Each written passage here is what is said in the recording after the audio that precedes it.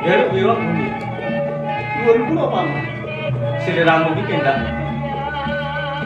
Wiwit mau sliramu ndak upadi ora.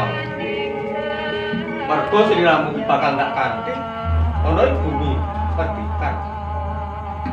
Paman Benawa badhe wonten bumi perdikan.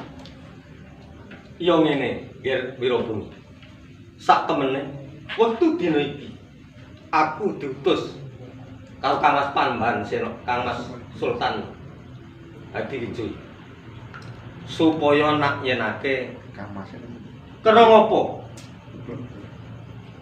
Kakang Pemanan lan Punjawi yasa beteng kang dhuwure sakmene ya. Mila paman Benawa menawi paman dipun utus Kanjeng Rama Sultan Hadiwijaya nak yenaken Siwa Pemanan, mila monggo kula dherekaken paman Benawa. Yen ngono ayo Ger Wiro Bumi derekne pun paman ngadep panengersane Kakang Pemanan. Monggo